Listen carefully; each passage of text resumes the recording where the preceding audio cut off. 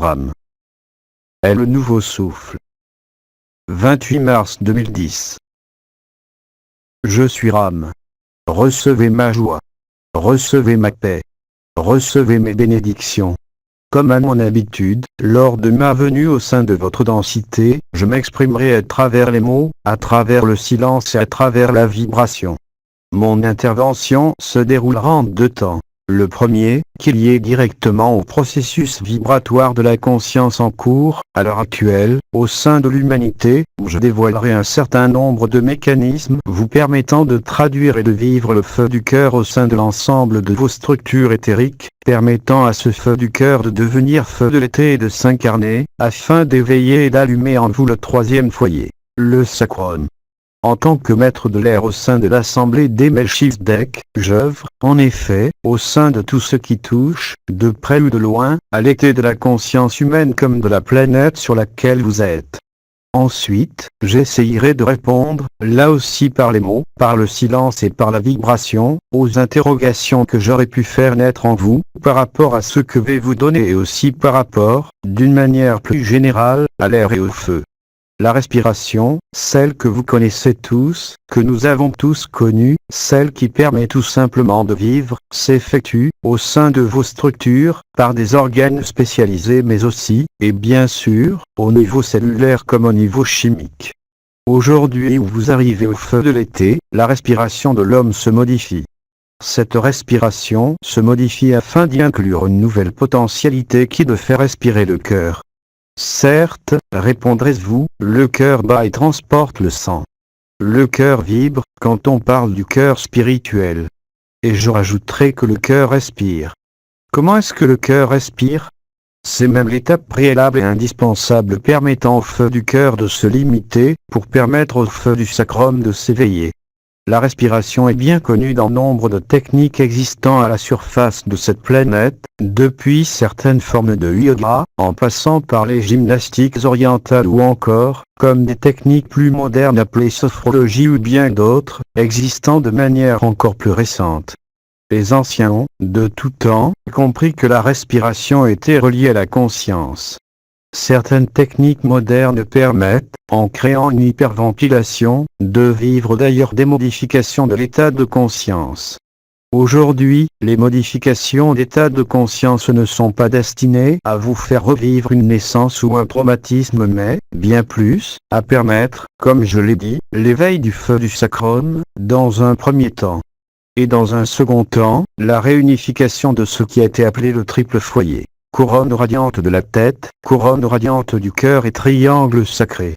Le bien-aimé Sri Aurobindo vous a donné un processus de respiration bouche ouverte. Ce processus de la bouche ouverte était bien connu chez nombre de peuples primordiaux et aussi en Égypte, où le rituel de l'ouverture de la bouche permettait le passage de l'âme. Tout le monde connaît aussi, bien sûr, le premier souffle et le dernier souffle. Aujourd'hui, je viens vous faciliter le nouveau souffle. Celui qui permet de faire respirer, littéralement, le chakra du cœur. Le plus souvent, les techniques existantes vont vous faire ancrer le souffle dans l'abdomen ou, au contraire, hyperventiler dans la partie haute ou encore vous faire pratiquer des respirations alternées par les narines, technique parfaitement connue dans le pranayama. Aujourd'hui, je viens réellement vous parler d'un nouveau souffle, d'une nouvelle respiration. Par le silence et la vibration, maintenant je vous laisse vous imprégner de ces quelques mots avant de rentrer dans ce qu'est le nouveau souffle. Effusion d'énergie.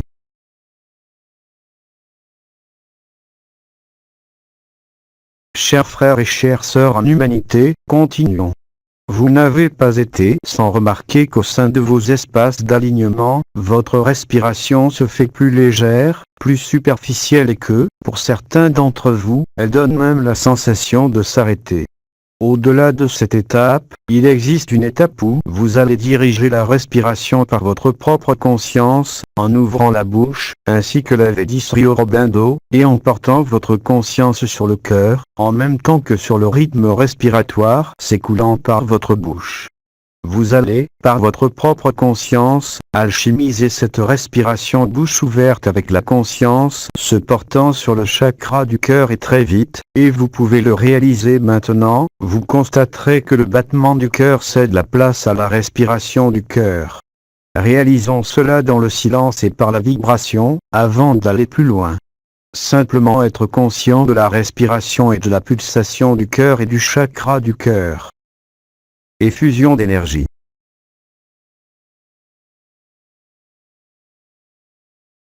Cet exercice, que vous pouvez réaliser à loisir, sans pour autant, même, être en méditation, vous permettra très vite d'accéder à la respiration du cœur, qui permettra, pour un laps de temps variable et après un laps de temps variable pour chacun d'entre vous, de passer le feu de l'été à l'ensemble du corps et dans le sacrum, réalisant le processus appelé par le bien-aimé Sri Aurobindo Switch de la conscience. Ce processus est un processus direct et rapide, voire même instantané, qui permet, de la conscience duelle, d'aller à la conscience unitaire. Réalisons cela dans le silence et dans la vibration. Effusion d'énergie.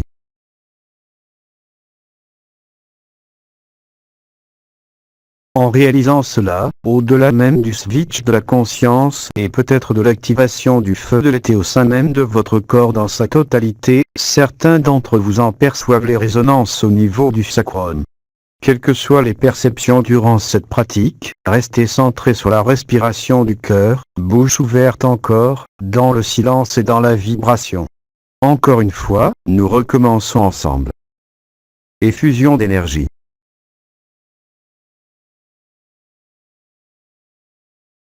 Continuons. Ceux d'entre vous les plus sensitifs percevront, au-delà du feu de l'été et du feu du sacrum, un point de vibration important, à l'arrière de la tête, dans sa partie basse.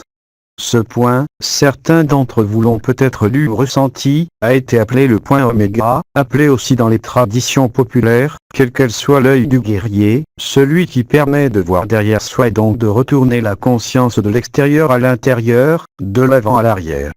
Ce processus respiratoire participe au retournement. Celui qui vous permettra de passer de la respiration au sein de ce monde, à la respiration au sein de l'illimité. Par la vibration, dans le silence, respirons. Effusion d'énergie.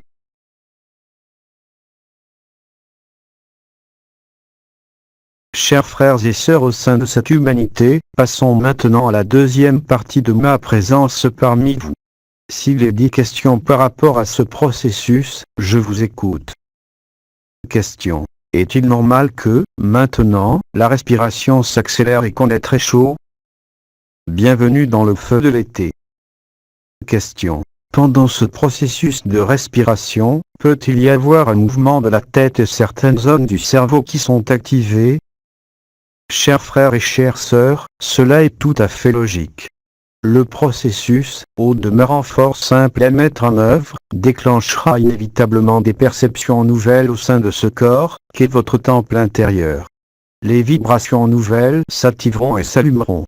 Le rythme pourra s'accélérer aussi, de même que le rythme cardiaque. Les vibrations s'activeront aussi au niveau du sacrum et parcourront le corps.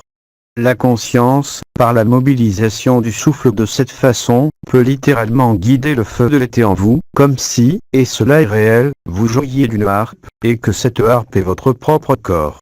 Et que les doigts qui font vibrer les cordes sont le regard de votre conscience. Le processus participe de votre rôle créateur, de votre réalité. Cela est fort logique. Question. Faut-il centrer son attention sur le cœur organe, le cœur chakra ou les deux? Il s'agit surtout de la même région de l'espace de votre corps. L'important étant l'attention de la conscience sur cette région du corps, que cette région soit assimilée par votre conscience à son aspect physique, à sa contrepartie éthérique, au chakra ou au cœur spirituel. Ce qui est important, c'est l'apport de la conscience au sein de cet espace sacré du cœur, englobant tous les cœurs et le chakra présent à ce niveau-là. Question. Faut-il inspirer et expirer par la bouche? Il n'y a rien à décider, simplement ouvrir la bouche. L'air pourra passer indifféremment par la bouche ou par le nez, à l'inspire comme à l'expire. Question. Quand, pendant cette respiration, on a l'impression de s'endormir, ça peut correspondre au switch de la conscience en totalité. Nous n'avons plus de questionnement. Nous vous remercions. Chers frères et sœurs au sein de cette humanité incarnée, je vous transmets ma paix et mes bénédictions.